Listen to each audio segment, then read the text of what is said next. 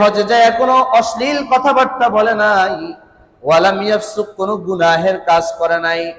আল্লাহর নবী বলেন ওই গুনাহের কাজ না কইরা, অশ্লীল গুনাহের মধ্যে লিপ্ত না হইয়া যদি হজ করে দেশে ফিরে আসে, আল্লাহর নবী বলেন রাজাআকা ইয়াউমিন ওয়ালাদাতু উম্মুহু, যেদিন ওই ব্যক্তিটা তার মায়ের গর্ভ থেকে দুনিয়ায় আসছে নিষ্পাপ হইয়া, ঠিক তদ্রূপ ওই ব্যক্তিটা হজ করে নিষ্পাপ হয়ে ফিরে আসবে।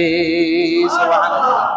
মায়ের গর্ভ থেকে যেমন নিষ্পাপ হয়ে দুনিয়ায় আসছে, কোনো গুনাহ ছিল না, যখন তার আমলনামায় কোনো গুনাহ লেখা হয় নাই, মাত্র মায়ের গর্ভ থেকে যেই বাচ্চাটা দুনিয়ায় জন্মগ্রহণ করেছে, বুঝে থাকলে বলুন তার আমলনামায় কোনো গুনাহ আসেনি? আর একটু জোরে বলেন আসেনি? আল্লাহর নবী বলেন যে এই ব্যক্তিটা গুনাহ মুক্ত ভাবে গালাগালি না কইরা, কোনো ঝগড়াঝাটি না কইরা হজ করলো, ওই ব্যক্তিটা হজ থেকে ফিরার সময় অমন মায়ের গর্ভ থেকে সদ্য ভূমিষ্ঠ বাচ্চার মতো নিষ্পাপ হয়ে ফিরে আসবে। সুবহানাল্লাহ। এটা হলো 1 নম্বর ফজিলত, হজের ফজিলত 1 নম্বর। 2 নম্বর ফজিলত, আল্লাহর নবী বলেন যে ব্যক্তি হজ করলো কোন অশ্লীল কথাবার্তা ছাড়া, গুনাহ ছাড়া, আল্লাহ পাক তার জিন্দেগীর গুনাহগুলো maaf করে দেন। সুবহানাল্লাহ। তো জোরে বলেন না সুবহানাল্লাহ। হাদিসের কিতাবের নাম সুনানুত তিরমিজি, তিরমিজি শরীফের 811 নম্বর হাদিস। বর্ণনাকারী হলেন হযরতে আবু হুরায়রা রাদিয়াল্লাহু তাআলা عن أبي هريرة رضي الله تعالى عنه قال قال رسول الله صلى الله عليه وسلم من حج فلم يرفث ولم يفسق غفر له ما تقدم من ذنبه। الله أكبر। বলেন আল্লাহর নবী দু জাহানের সরদার আকায়ে নামদার তাজদারে মদিনা जिगर गोशे आमिना मुहम्मदुर रसूलुल्लाह सल्लल्लाहु अलैहि वसल्लम बोलेन যে ব্যক্তিটা গুনাহ মুক্ত হইয়া গালাগালি করা ছাড়া হজ করলো আল্লাহর জন্য, আল্লাহ রাব্বুল আলামিন গুফিরা লাহু মা তাকদ্দামা মিন যামবিহি, তার জিন্দেগীর আগের অতীতের সমস্ত গুনাহ আল্লাহ ক্ষমা করে দিবে। যেই ব্যক্তি হজ করবে, জোরে বলেন কার জন্য? আওয়াজ হয় রে, আল্লাহর নাম জোরে বলেন কার জন্য? আল্লাহর জন্য হজ করলো, কোনো গুনাহ করে নাই, হজে যাইয়া কোনো গালাগালিও করে নাই। আল্লাহর নবী বলেন গুফিরা, আল্লাহ রাব্বুল আলামিন তার অতীতের যত গুনাহ আছে সমস্ত গুনাহ আল্লাহ ক্ষমা করিয়ে দিবেন। সুবহানাল্লাহ। এরপরে আল্লাহর নবী মুহাম্মদুর রাসূলুল্লাহ সাল্লাল্লাহু আলাইহি ওয়াসাল্লাম মুসলিম শরীফের 121 নম্বর হাদিসে বলেন, বর্ণনাকারী হলেন হযরতে আমর ইবনুল আস রাদিয়াল্লাহু তাআলা আন। লম্বা একটা হাদিসের শেষে আল্লাহর নবী হযরতে আমর ইবনুল আস কে ডাক দিয়ে বলেন, আমা আলিমতা ইয়া আমর আন্নাল ইসলাম ইয়াহদিমু মা কানা ক্বাবলাহু ওয়া আন্নাল হিজরাতা তাহদিমু মা কানা ক্বাবলাহা ওয়া আন্নাল হজ্জ ইয়াহদিমু মা কানা ক্বাবলাহু। আল্লাহর নবী আমর ইবনুল আস কে ডাক দিয়ে বলে, আমর তুমি কি জানো না যে ব্যক্তিটা কাফের থেকে ইসলাম গ্রহণ করে, ইসলাম গ্রহণ করার সাথে সাথে আল্লাহ তার আগের কুফরি অবস্থায় সমস্ত গুনাহ maaf করে দেন। যেই ব্যক্তিটা নতুন ইসলাম গ্রহণ করে মুসলমান হয়, নবী বলেন আল্লাহ তার আগের জিন্দেগীর গুনাহগুলো ক্ষমা করিয়ে দেন। আল্লাহু আকবার বলেন। 2 নম্বরে নবী বলেন, ও আমর ওয়া আন্নাল হিজরাতা তাহদিমু মা কানা ক্বাবলাহা, ও আমর যে ব্যক্তি হিজরত করেন কোন কাফেরদের থেকে বাঁচার জন্য, ঈমানকে রক্ষার জন্য, যদি কেউ এক দেশ থেকে আরেক দেশে হিজরত করে, যেমন আমার আপনার নবী মক্কা থেকে মদিনায় হিজরত করেছে, আল্লাহর নবী বলেন যে ব্যক্তি হিজরত করবে কার জন্য?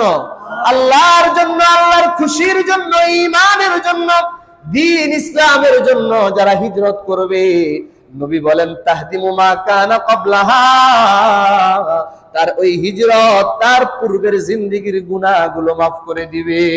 সুবহানাল্লাহ।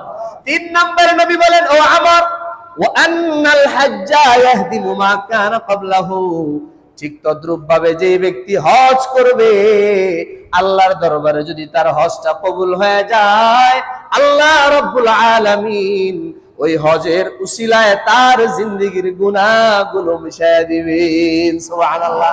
তার আগের জিন্দেগীর কোনো গুনাহ আর থাকবে না, সব গুনাহ ওই হজের উসিলায় মাফ করে দিবেন কে?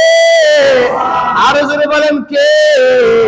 আল্লাহ রাব্বুল আলামিন ওই হাজী সাহেবের জিন্দেগীর সমস্ত গুনাহ হজের উসিলায় মাফ করে দিবেন। 2 নম্বর আলোচনা, এতক্ষণ আলোচনা করলাম হজের ফজিলত, এবার হলো হজ্জে মাবরুরের ফজিলত।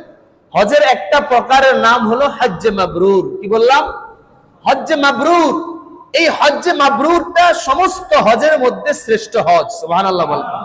আল্লাহর দরবারে যদি কারো হজ্জে মাবরুর নসিব হয়ে যায়, নবীর হাদিস বলছে ওই ব্যক্তির একমাত্র ঠিকানা হবে আল্লাহর জান্নাত। আর একটু জোরে বলেন না সুবহানাল্লাহ।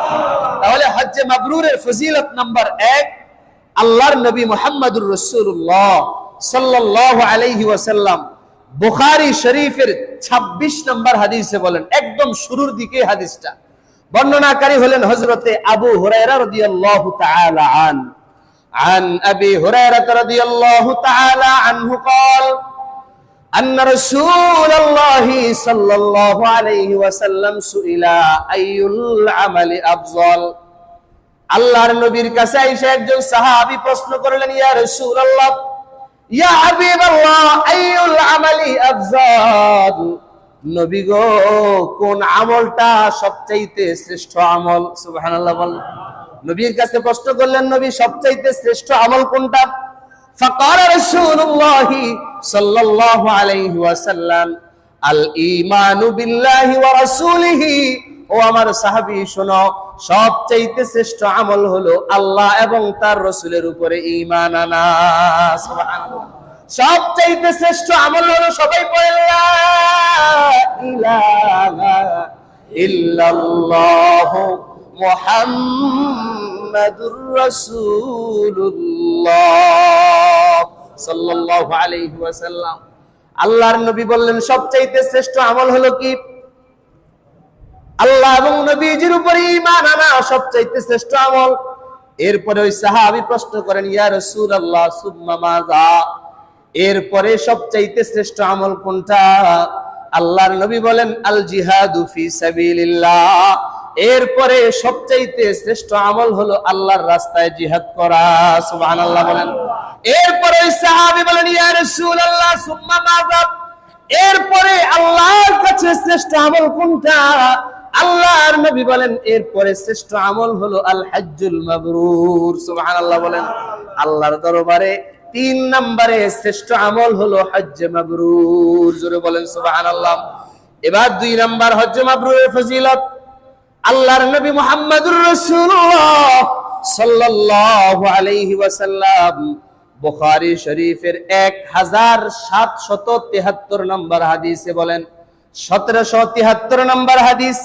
এই হাদিসের বর্ণনাকারী হলেন হযরতে আবু হুরায়রা রাদিয়াল্লাহু তাআলা عن أبي هريرة رضي الله تعالى عنه قال أن رسول الله صلى الله عليه وسلم قال العمرة إلى العمرة كفارة لما بينهما والحج المبرور ليس له جزاء إلا الجنة। জোরে বলেন আল্লাহু আকবার। আল্লাহর নবী বলেন, ও আমার সাহাবীরা খেয়াল করে শোনো, আল উমরাতু ইলাল উমরাতি কাফারাতুন লিমা বাইনাহুমা। আমার কোন উম্মত যদি একটা উমরা হজ করে, কি হজ?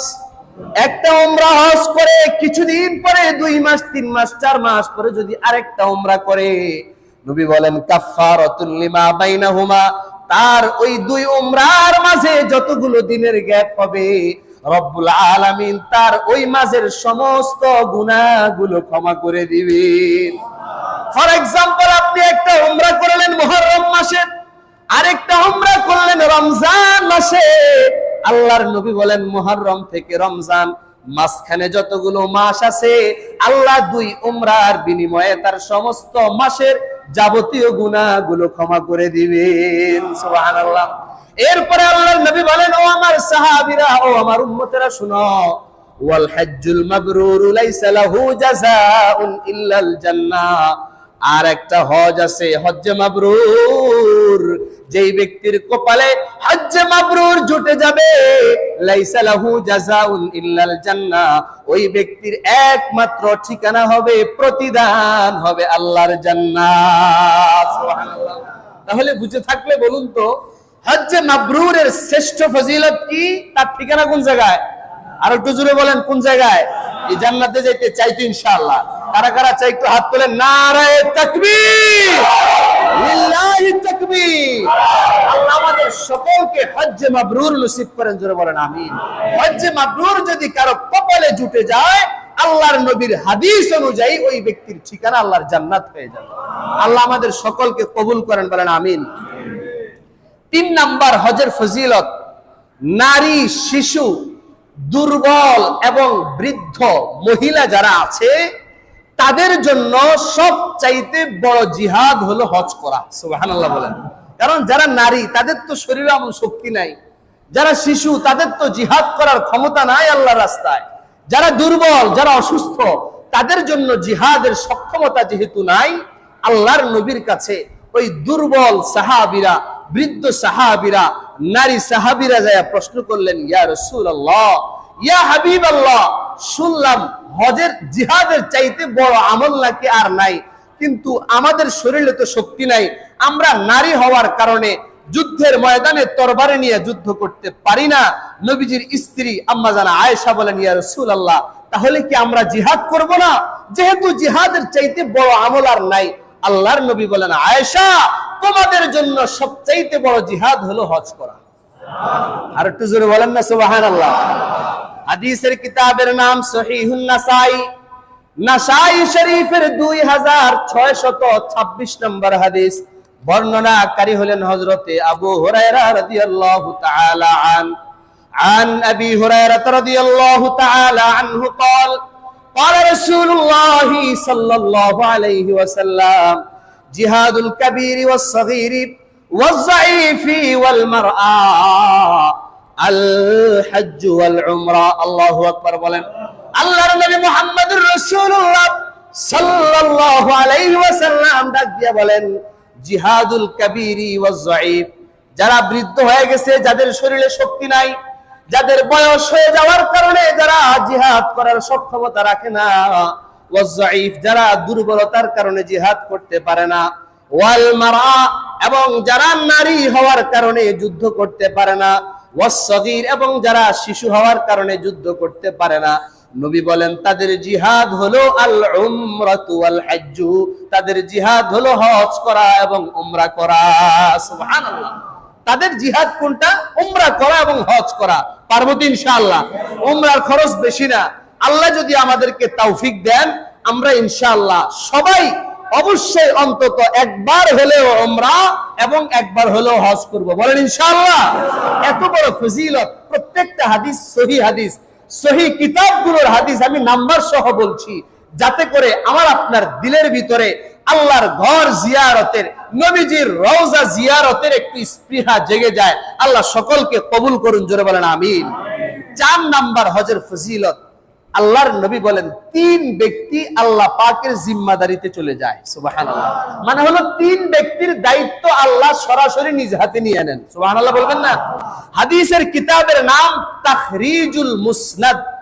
এই মুসনাদ কিতাবের 12 নম্বর খণ্ডের 379 নম্বর পৃষ্ঠায় আল্লাহর নবী মুহাম্মদুর রাসূলুল্লাহ সাল্লাল্লাহু আলাইহি ওয়াসাল্লাম বলেন, বর্ণনাকারী হলেন হযরতে আবু হুরায়রা রাদিয়াল্লাহু তাআলা عن أبي هريرة رضي الله تعالى عنه قال قال رسول الله صلى الله عليه وسلم ثلاثة في ضمان الله عز وجل।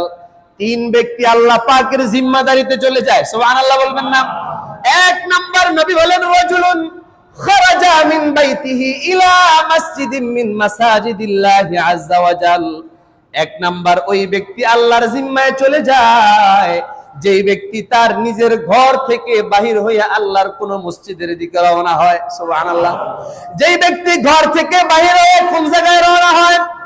মসজিদের দিকে রওনা হয়। আল্লাহর নবী এখানে কোনো বাজারের কথা বলে নাই, কোনো দোকানের কথা আল্লাহর নবী বলে নাই। নবী বলেন যেই ব্যক্তি ঘর থেকে বাহির হইয়া মসজিদের দিকে রওনা হয়, ওই ব্যক্তি সরাসরি আল্লাহর জিম্মাদারিতে চলে যায়, সুবহানাল্লাহ। দুই নাম্বার নবী বলেন ওয়ামান খরাজা গাজিয়ান ফি সাবিলিল্লাহ, আর যেই ব্যক্তি ঘর থেকে বাহির হইয়া আল্লাহর রাস্তায় জিহাদের জন্য রওনা দেয়, ওই ব্যক্তির জিম্মাদারি আল্লাহ নিজের হাতে নিয়ে নেন, সুবহানাল্লাহ। তিন নাম্বার আল্লাহর নবী বলেন ওয়ামান খারাজা হাজ্জাল লিল্লাহ, আর যে ব্যক্তি আল্লাহর সন্তুষ্টি অর্জনের জন্য হজ করার উদ্দেশ্যে ঘর থেকে বের হয়ে যায়, হজ শেষ কইরা ঘরে ফিরা পর্যন্ত ওই ব্যক্তির জিম্মাদারি আল্লাহ নিজের হাতে নিয়ে নেন, সুবহানাল্লাহ। আর একটু জোরে বলেন না সুবহানাল্লাহ। তাহলে বুঝে থাকলে বলুন তো, হজ করলে, হজের জন্য ঘর থেকে বাহির হইলে আমার আপনার জিম্মাদারি নেন কে? আমি যদি কোনো বিপদে পড়ি তাহলে ওই বিপদ থেকে উদ্ধার করবেন কে? আরো জোরে বলেন কে? তাহলে আল্লাহ যদি কারো জিম্মাদারি নিয়ে নেয় তার কোনো ভয় নাই, দুনিয়াও ভয় নাই, আখিরাতেও ভয় নাই। জোরে বলেন না সুবহানাল্লাহ। আল্লাহ আমাদের সকলের জিম্মাদারি নিয়ে নেন, বলেন আমিন।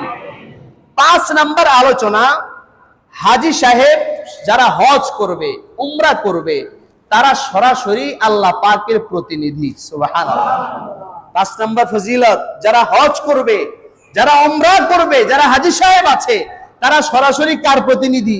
আল্লাহর প্রতিনিধি। বানায় বলছি না। হাদিসের কিতাবের নাম ইবনে মাজাহ। এই কিতাবের 2893 নাম্বার হাদিস, 2893। বর্ণনাকারী হলেন হযরতে আব্দুল্লাহ ইবনে ওমর রাদিয়াল্লাহু তাআলা আনহুমা। عن عبد الله بن عمر رضي الله تعالى عنهما قال قال رسول الله صلى الله عليه وسلم الغازي في سبيل الله والحاج والمعتمر وفد الله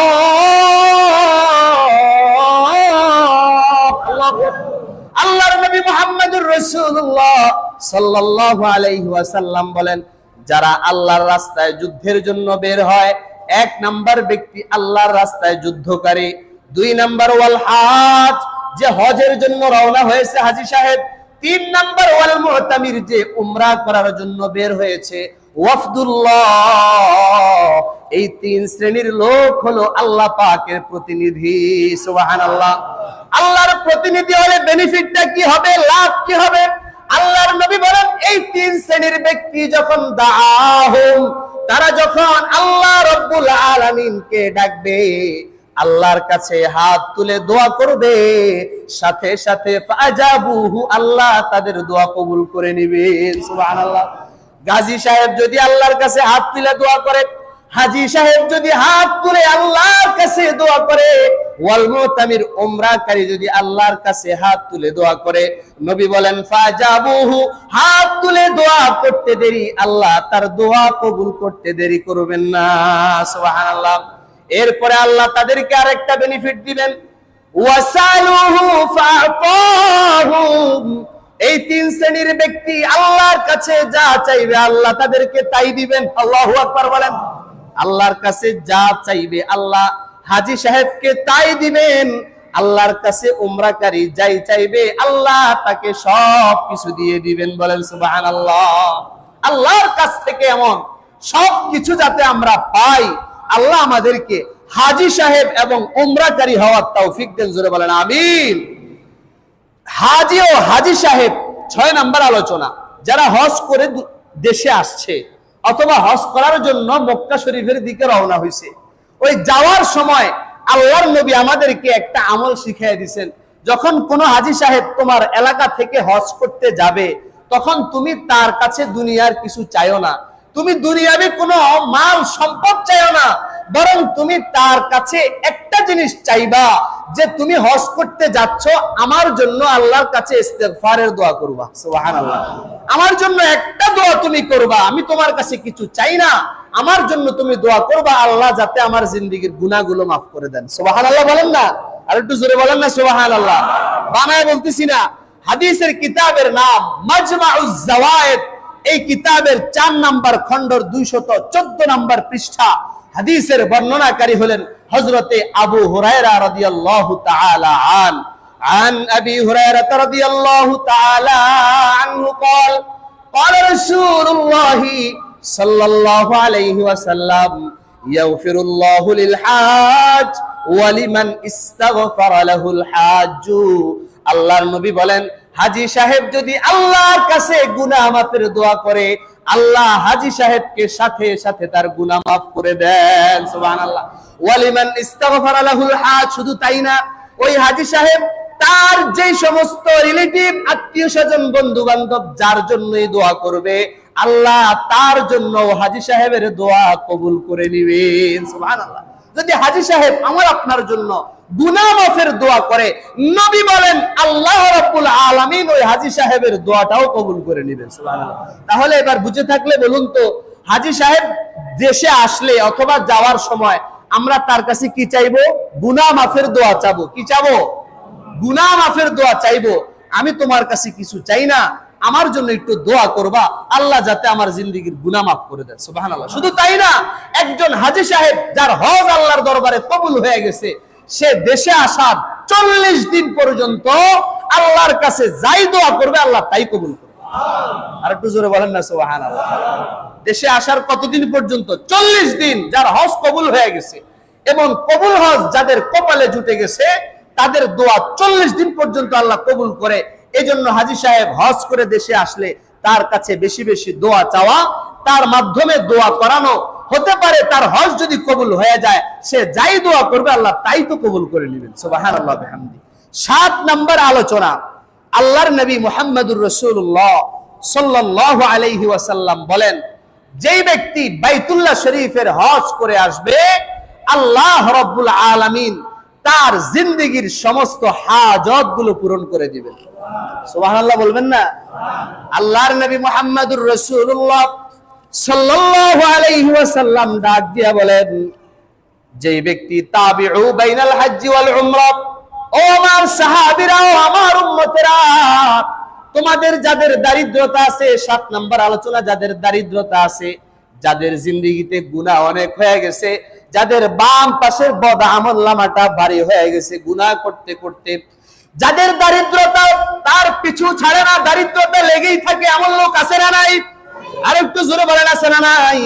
আল্লাহর নবী বলেন, যাদের দারিদ্রতা পিছু ছাড়ে না, যাদের গুনাহ কমে না, গুনাহ তার দ্বারা হতেই থাকে, ওই ব্যক্তি যদি হজ করে আর উমরা করে, আল্লাহ রাব্বুল আলামিন তার দারিদ্রতা এবং গুনাহগুলোকে দূর করে দিবেন। সুবহানাল্লাহ।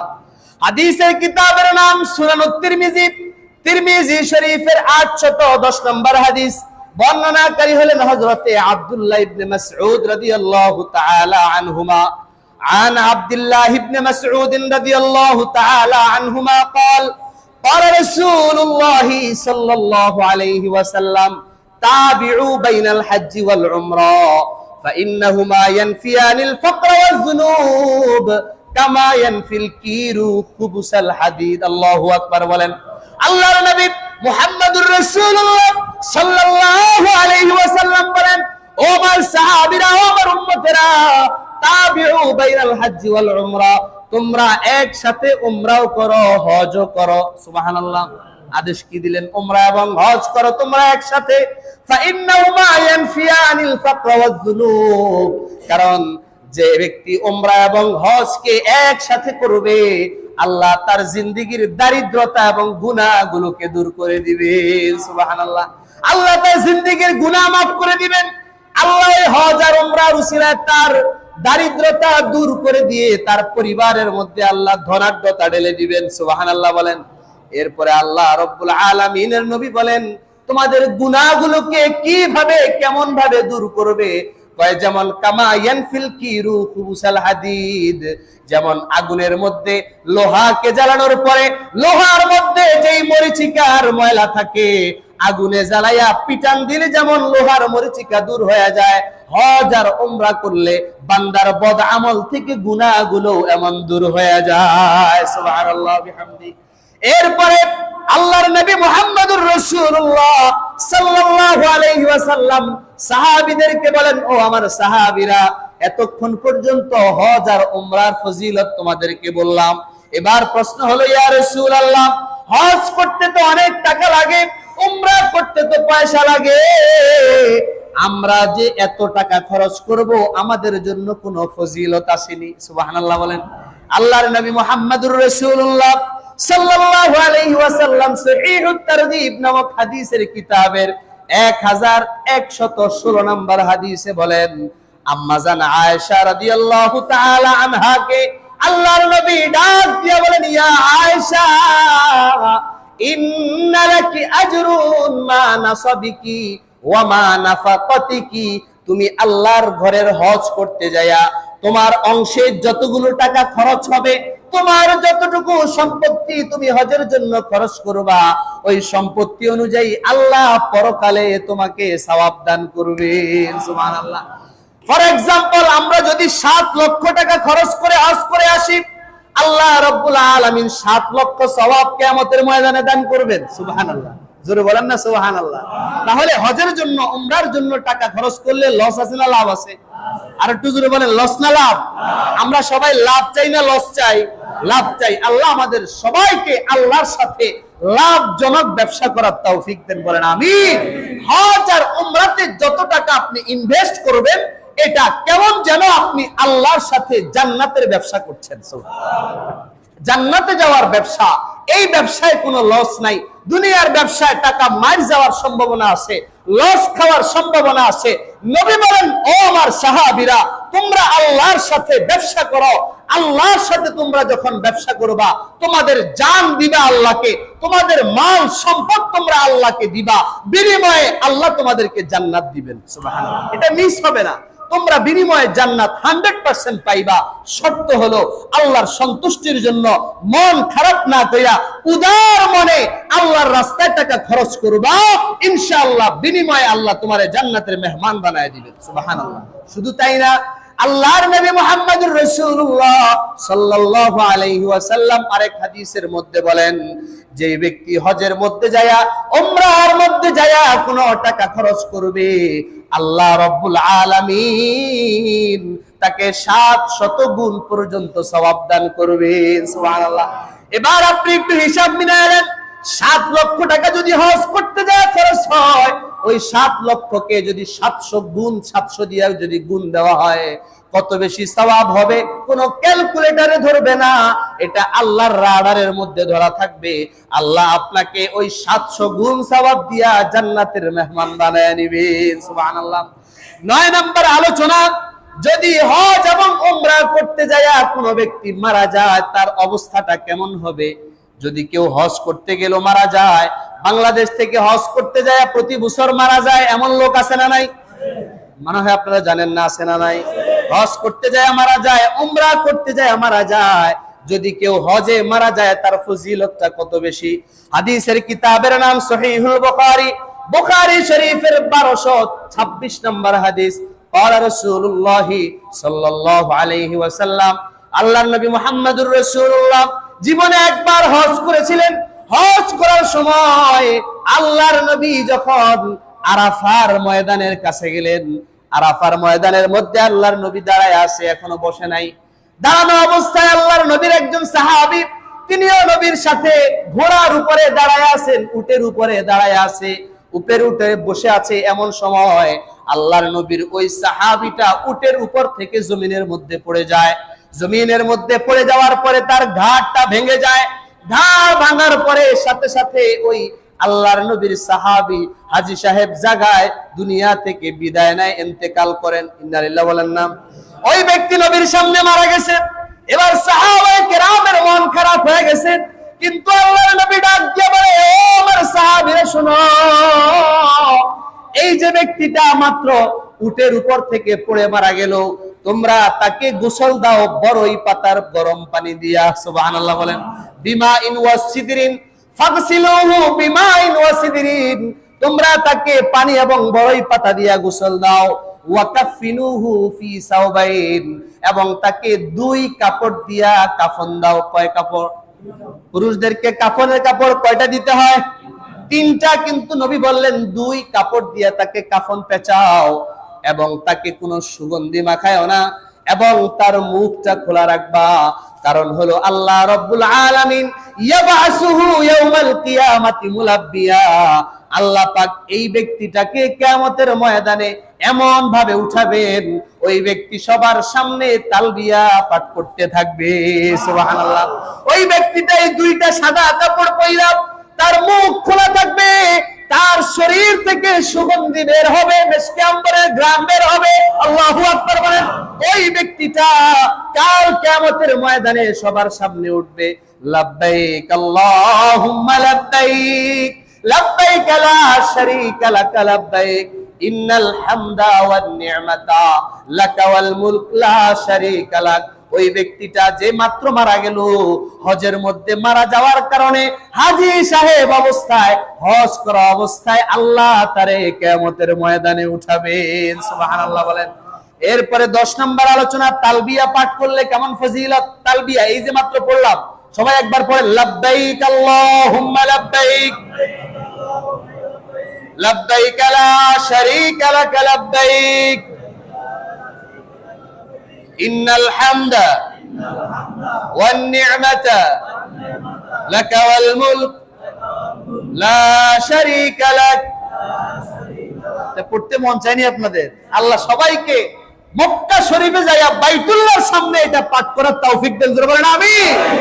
এই তালবিয়া যারা পাঠ করে কি হয়, আল্লাহর নবী বলেন, যখন হাজী সাহেবরা আরাফার ময়দানের দিকে যাওয়ার সময়, মিনা মুজদালিফায় যাওয়ার সময় যখন এই তালবিয়াটা পাঠ করে, লাব্বাইক আল্লাহুম্মা লাব্বাইক যখন পাঠ করা শুরু করে, নবী বলেন তার ডানে বামে যত গাছগাছালি আছে, যত পাহাড় আছে, যত পাথর আছে, যত তরুলতা আছে, যত মাটি আছে, সমস্ত তরুলতা, গাছগাছালি, পাথর সব কিছু ওই হাজী সাহেবদের সাথে তালবিয়া পাঠ করতে থাকে।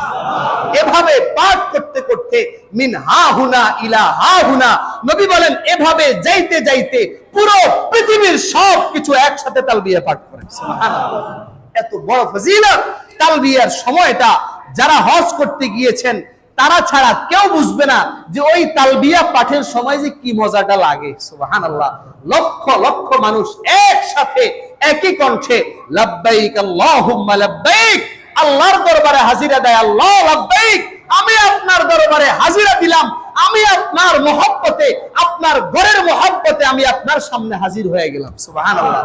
আমি মাত্র সাদা কাপড় পইরা, ইহরামের কাপড় পইরা, সাদাসিধা অবস্থায় আমি কেমন যেন কবর পথের যাত্রী, আমার শরীরে সাদা কাপড় পেঁচায়া, আল্লাহ তোমার কাছে আর কিছু চাই না, আমি শুধু আপনার কাছ থেকে আপনার রহমত চাই, আমি আপনার কাছ থেকে ক্ষমা চাই, যাতে করে আমি এই হজের মাধ্যমে আপনার জান্নাত পর্যন্ত যেতে পারি। সুবহানাল্লাহ। আল্লাহ আমাদের সকলকে কবুল করেন, বলেন আমিন। 11 নম্বর তাওয়াফ করার ফজিলত। যারা এই যে বাইতুল্লাহর পুরো চতুর্পাশে কয়টা চক্কর দিতে হয়? 7 চক্কর। যে 7টা চক্কর দিলে তাকে তাওয়াফ বলা হয়। আল্লাহর নবী মুহাম্মদুর রাসূলুল্লাহ সাল্লাল্লাহু আলাইহি ওয়াসাল্লাম বলেন, যেই ব্যক্তি তাওয়াফ করে এবং যেই ব্যক্তি মসজিদে হারামের মধ্যে নামাজ পড়ে এবং যেই ব্যক্তি বাইতুল্লাহর দিকে তাকায়া শুধু বসে থাকে আর তাকায়া থাকে, এই 3 শ্রেণীর হাজী সাহেবের উপরে আল্লাহ 120টা রহমত নাজিল করেন। আর একটু আস্তে করেন না, সুবহানাল্লাহ। হাজী সাহেবদের জন্য কয়টা রহমত নাজিল করেন আল্লাহ? 120টা। 20 ওয়া 120টা রহমত আল্লাহ প্রত্যেক দিন নাজিল করেন। এর মধ্য থেকে সিত্তির আলী তাইফিন 7টা রহমত, 60টা রহমত আল্লাহ রাব্বুল আলামিন তাওয়াফকারীর উপরে নাজিল করেন। সুবহানাল্লাহ। যারা বাইতুল্লাহর তাওয়াফ করতে থাকে তাদের উপরে আল্লাহ রাব্বুল আলামিন 60টা রহমত বর্ষণ করেন, নাজিল করেন। আর 20টা রহমত আল্লাহ নাজিল করেন যেই ব্যক্তি আল্লাহর ঘরের মধ্যে দাঁড়াইয়া নামাজ পড়ে। সুবহানাল্লাহ। তার উপরে 40টা রহমত নাজিল করেন। কয়টা? যারা নামাজ পড়ে তাদের উপরে 40টা, যারা তাওয়াফ করে তাদের উপরে 60টা, আর থাকে কয়টা? 20টা রহমত। যারা কাবা শরীফের তাওয়াফও করে না নামাজও পড়ে না, শুধু বসে বসে বাইতুল্লাহর দিকে চোখ দিয়া তাকায় থাকে, আল্লাহ তাদের উপরও 20টা রহমত নাজিল করে। আর একটু জোরে বলেন না সুবহানাল্লাহ। সর্বশেষ আলোচনা 11 নম্বর 12 নম্বর আলোচনা, হজরে আসওয়াদকে যারা চুমু দিবে তাদের কেমন ফজিলত, সুবহানাল্লাহ বলেন। এবার চুমু সরাসরি দেখ অথবা দূর থেকে ভাবে চুমু দেখ, হাতের ইশারায়, যেভাবে হজরে আসওয়াদকে চুমু দিবে, আল্লাহর নবী মুহাম্মদুর রাসূলুল্লাহ সাল্লাল্লাহু আলাইহি ওয়াসাল্লাম বলেন, কাল কিয়ামতের ময়দানে আল্লাহ পাক হজরে আসওয়াদটাকে উঠাবেন, কালো পাথর, এটা মূলত সাদা পাথর ছিল জান্নাতের, মানুষের গুনাহ চুষতে চুষতে পাথরটা কালো হয়ে গেছে। ওই হজরে আসওয়াদটা কিয়ামতের ময়দানে তাকে যখন উঠানো হবে, আল্লাহ পাক তাকে চোখ দিবেন এবং কানও দিবেন, সুবহানাল্লাহ বলেন, জোরে বলেন না সুবহানাল্লাহ। ওই হজরে আসওয়াদটা আল্লাহর দরবারে দাঁড়ায়া দাঁড়াইয়া চোখ দিয়া দেখবে, যেই ব্যক্তি আল্লাহর মহব্বতে ইখলাসের সাথে হজরে আসওয়াদকে হজে যায়া চুমু খেয়েছিল, ওই হজরে আসওয়াদ তাকে চোখ দিয়া দেখে দেখে তার ব্যাপারে জবান দিয়ে আল্লাহর কাছে সুপারিশ করবে, আল্লাহ এই ব্যক্তি আমাকে চুমু দিয়েছিল, আমি আপনার জান্নাতি পাথর হইয়া আপনার কাছে আজকে সুপারিশ করছি, আমাকে চুমু দেওয়ার বিনিময়ে আপনি তাকে জান্নাত দিয়ে দেন। জোরে বলেন না সুবহানাল্লাহ। এই হজরে আসওয়াদ সুপারিশ করার পরে আল্লাহ পাক হজরে আসওয়াদের সুপারিশটা কবুল করে নেবেন, সুবহানাল্লাহ।